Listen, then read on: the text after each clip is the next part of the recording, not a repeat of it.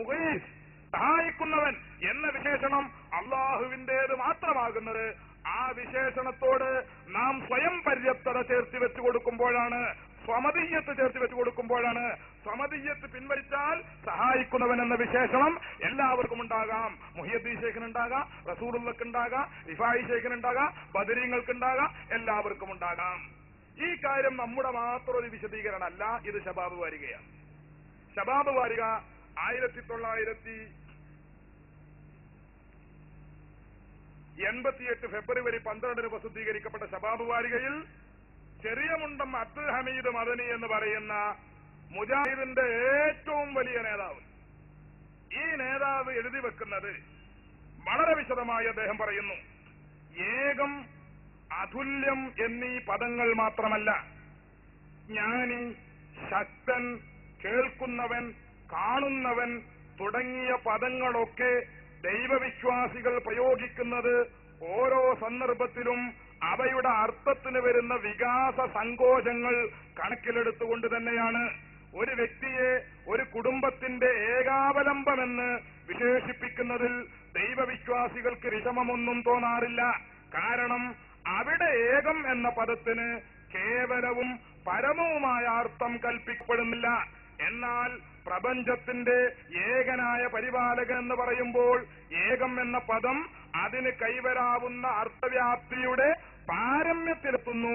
ഒരു വ്യക്തിയെ അതുല്യ പ്രതിഭാശാലി എന്ന് വിശേഷിപ്പിക്കുമ്പോൾ അതുല്യം എന്ന പദത്തിന് പരിമിതവും ആപേക്ഷികവുമായ അർത്ഥം മാത്രമേ കൽപ്പിക്കപ്പെടുന്നുള്ളൂ.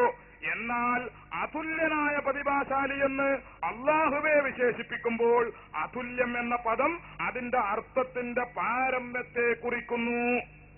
എന്താണ് പ്രിയമുണ്ടം അബ്ദുൽ ഹമീദ് മൗലവി പറയുന്നത്? കേൾക്കുന്നവനെന്ന് അള്ളാഹുവിനെ സംബന്ധിച്ചും പറയാം, മനുഷ്യനെ സംബന്ധിച്ചും പറയാം. പക്ഷേ അള്ളാഹുവിനെ സംബന്ധിച്ച് പറയുമ്പോൾ ഉദ്ദേശിക്കപ്പെടുന്നത് പരമമായ കേൾവിയാണ്. പരമമായ കേൾവി എന്ന് പറഞ്ഞാൽ അത് സ്വയം പര്യാപ്തതയിൽ അധിഷ്ഠിതമായ കേൾവിയാണ്. അപ്പോൾ അല്ലാത്ത കേൾവി മനുഷ്യർക്കുമുണ്ടെന്ന് പറയുന്നതിന് വിരോധമില്ല, മനുഷ്യർക്കുണ്ടെന്ന് പറയുന്നതിന് വിരോധമില്ല. സഹായിക്കുന്നവൻ എന്ന വിശേഷണം അള്ളാഹുവിന് പറയാം. മുഗീസ്, മുഗീസ് എന്ന വിശേഷണം അള്ളാഹുവിന് പറയാം, അള്ളാഹുവിനുള്ള വിശേഷണമാണത്. പക്ഷേ ആ വിശേഷണം അള്ളാഹുവിന്റേതാകുന്നത് അത് സ്വയം പര്യാപ്തതയിൽ അധിഷ്ഠിതമാകുമ്പോഴാണ്. അതുപോലെ മുഗീസ് എന്ന വിശേഷണം മുഹിയുദ്ദീൻ ശൈഖിനെ സംബന്ധിച്ച് പറയാൻ പറ്റും. പക്ഷേ മുഹിയുദ്ദീൻ ശൈഖിന്റെ വിശേഷണമായി മുഗീസ് മാറുന്നത് സ്വയം പര്യാപ്തത എന്ന സിഫത്ത് എന്ന വിശേഷണം നാം എടുത്തു മാറ്റുമ്പോഴാണ്. ഇത് മനസ്സിലാക്കി കഴിഞ്ഞാൽ ഇപ്പൊ നാം പറഞ്ഞത് തൗഹീദ് എന്നതുകൊണ്ട് ഉദ്ദേശിക്കപ്പെടുന്നത് അള്ളാഹുവിന്റെ ഏകത്വത്തിൽ മറ്റൊരുത്തനെ പങ്കാക്കാതിരിക്കുക, ഇതിനാണ് തൗഹീദ് എന്ന് പറയുക. ആരാധനക്കർഹനായിരിക്കുക എന്ന വിഷയത്തിലും അതിന്റെ പ്രത്യേകതകളിലും മറ്റൊരാളെയും പങ്കാക്കാതിരിക്കുക, ഇതാണ് തൗഹീദ്. പങ്കാക്കുന്നതിനാണ് ശിർക്ക് എന്ന് പറയുക. പങ്കാക്കുക എന്ന് പറഞ്ഞാൽ അതിന്റെ അർത്ഥം ബാഹ്യമായ എന്തെങ്കിലും ചേഷ്ടകൾ കാണിക്കുക എന്നല്ല.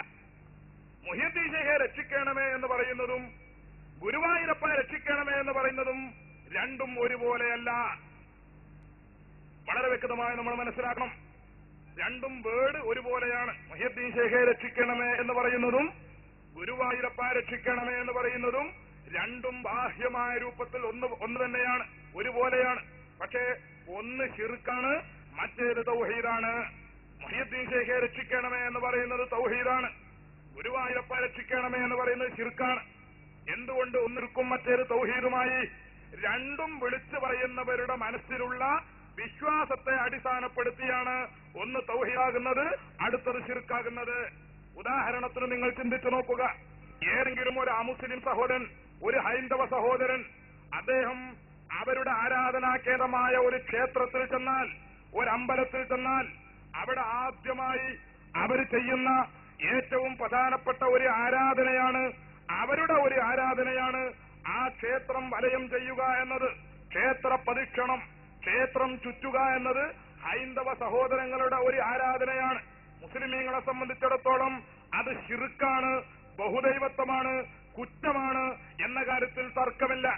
എന്നാൽ ഈ പുളിക്കൽ പ്രദേശത്ത് നിന്ന് പരിശുദ്ധ മക്കയിൽ ഹജ്ജിന് വേണ്ടി പോകുന്ന ഒരു മുസ്ലിം സഹോദരൻ, അദ്ദേഹത്തിന് പരിശുദ്ധ കഅബാലയത്തിൽ മസ്ജിദുൽ ഹറാമിൽ ചെന്നാൽ ആദ്യമായി ചെയ്യാനുള്ളത് കഅബാലയമാകുന്ന ബിൽഡിങ്ങിനെ ചുറ്റലാണ്, അതിനെ പരീക്ഷണം ചെയ്യലാണ്.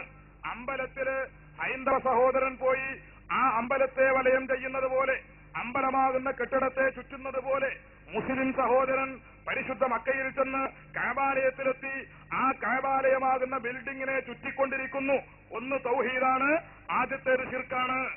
അമ്പലം ചുറ്റുന്നത് ശിർക്കാണ്, കഅബാലയം ചുറ്റുന്നത് തൗഹീദാണ്. ഇവിടെ ഈ രണ്ട് ചുറ്റും തമ്മിൽ എന്താണ് മാറ്റമുള്ളത്? എന്താണ് മാറ്റമുള്ളത്? കഅബാലയം ചുറ്റുന്നവന്റെ മനസ്സിലുള്ള വിശ്വാസമല്ല അമ്പലം ചുറ്റുന്നവന്റെ മനസ്സിലുള്ളത്. മുഹിയുദ്ദീൻ ശൈഖിനെ വിളിക്കുന്നവന്റെ മനസ്സിലുള്ള വിശ്വാസമല്ല ഗുരുവായൂരപ്പനെ വിളിക്കുന്നവന്റെ മനസ്സിലുള്ളത്. കഅബാലയത്തിന്റെ അമ്പലത്തിന്റെ മൂലയിൽ പ്രതിഷ്ഠിക്കപ്പെട്ടിരിക്കുന്ന കല്ല്, അമ്പലത്തിന്റെ മൂലയിൽ പ്രതിഷ്ഠിക്കപ്പെട്ടിരിക്കുന്ന കല്ല്, ബിംബം, പ്രതിമ എന്നൊക്കെ വിളിക്കപ്പെടുന്ന അവരുടെ ആരാധ്യ വസ്തുക്കൾ, ഈ അമ്പലത്തിന്റെ മൂലയിൽ പ്രതിഷ്ഠിക്കപ്പെട്ട കല്ലിനെ ഹൈന്ദവ സഹോദരൻ വണങ്ങുന്നു, ഹൈന്ദവ സഹോദരൻ തോഴുന്നു, ഹൈന്ദവ സഹോദരൻ അതിന്റെ മുകളിൽ നെറ്റിത്തളം വെക്കുന്നു. ശിർക്കാണ് എന്ന കാര്യത്തിൽ തർക്കമില്ല, ബഹുദൈവത്വമാണ് എന്ന കാര്യത്തിൽ തർക്കമില്ല, അള്ള പൊറുക്കാത്ത പാപമാണ് എന്ന കാര്യത്തിൽ തർക്കമില്ല. എന്നാൽ പുളിക്കലിൽ നിന്ന് ഹജ്ജിന് പോയ ഒരു മുസ്ലിം സഹോദരൻ ഏറ്റവും കൂടുതൽ പ്രയാസപ്പെട്ടുകൊണ്ട് തിക്കും തിരക്കും നടത്തിക്കൊണ്ട് പരിശുദ്ധമായ കഅബാലയത്തിന്റെ മൂലയിൽ പ്രതിഷ്ഠിക്കപ്പെട്ട ഒരു കല്ലിനെ ചുംബിക്കുന്നുണ്ട്. 3 തവണ ആ കല്ലിനെ ചുംബിക്കണമെന്നും 3 തവണ അത് ആവർത്തിക്കണമെന്നുമാണ് ഇസ്ലാമിന്റെ കൽപ്പന.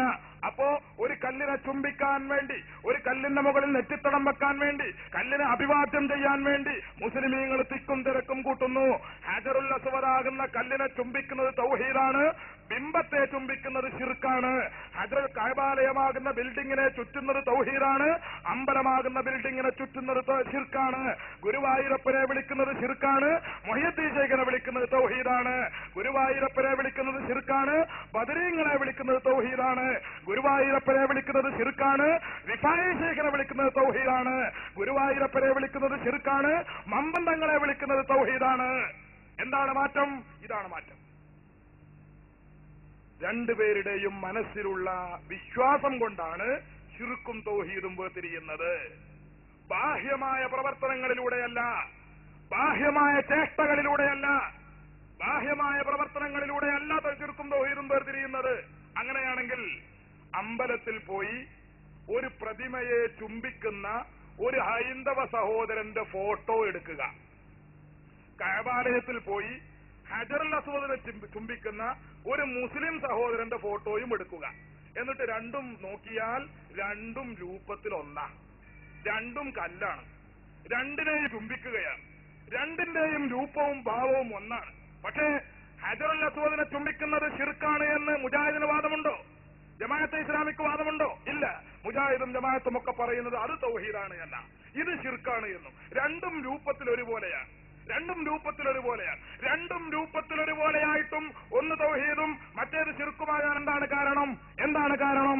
അതേ കാരണമാണ് മുഹിയുദ്ദീൻ ശൈഖിനെ രക്ഷിക്കണമേ എന്ന് പറയുന്നതും ഗുരുവായൂരപ്പ രക്ഷിക്കണമേ എന്ന് പറയുന്നതും തമ്മിൽ നോക്കുമ്പോ ഒന്ന് തൗഹീദും ഒന്ന് ശിർക്കുമാകാനുള്ള കാരണം. വേർഡ് രണ്ടും ഒന്നായതുകൊണ്ട് ശിർക്കാകില്ല. മനുഷ്യന്റെ മനസ്സിലുള്ള വിശ്വാസമാണ് ശിർക്കും തൗഹീദും വേർതിരിക്കുന്നത്. ഈ കാര്യം പ്രധാനമായ സഹോദരന്മാർ മനസ്സിലാക്കിയിരിക്കുക.